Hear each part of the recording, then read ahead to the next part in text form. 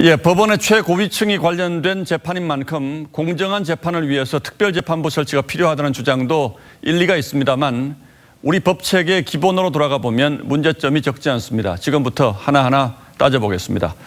자, 강동원 기자, 특별재판부 설치 일단 헌법에 비춰보면 어떻습니까? 헌법상 특별재판부 설치는 허용되지 않습니다. 예.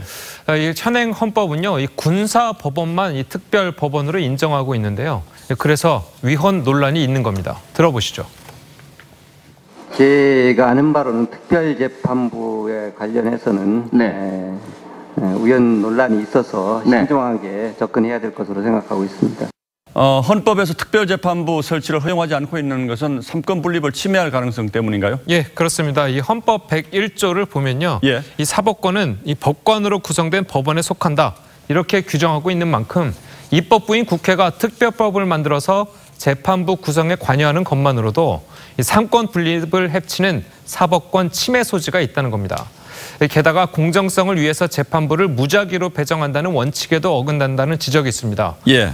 특정 사건을 특정 재판부에 맡기는 것 자체가 이미 공정성을 침해한다는 그런 일이라는 겁니다. 하지만 한국당을 제외한 여야 사당은 이 법원이 과연 수사에 협조하고 진실을 밝힐 의지가 있는지 의구심이 든다면서 초유의 사법농단 사태를 공정하게 처리하기 위해서 특별재판부를 설치해야 한다. 이런 입장입니다. 원론적으로만 보면 국회가 지금 위헌적인 행동을 하고 있는 셈이 되는데 그런데도 특별재판부를 설치하자는 쪽의 논리는 뭡니까? 특별재판부를 찬성하는 측에서는요, 이 특별검사제를 예로 들고 있습니다. 특검 역시 도입 초기에 특정 개인이나 사건만을 대상으로 한 처분적 법률이라는 비판을 받았는데요. 헌재에서 합헌 결정을 내린 바가 있습니다. 예, 특검이 논란이 되지는 않죠, 지금은. 예. 그런데 이 특별재판부를 과거에 설치했던 적이 있었습니까? 예, 있었습니다.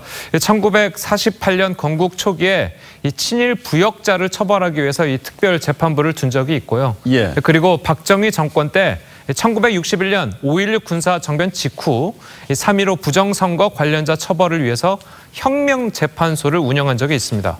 그런데 이 두 경우는 지금과는 다른 사회적인 대혼란기 상황에서 극히 예외적으로 도입된 것이었습니다. 지금이 그 정도로 예외적인 상황이라고 보기가 어렵다면 국회가 위헌적인 특별재판부 설치를 밀어붙일 수가 있을까요? 조금 어렵다고 볼 수 있습니다. 가능은 한데요. 현실적으로는 국회 통과가 쉽지 않습니다.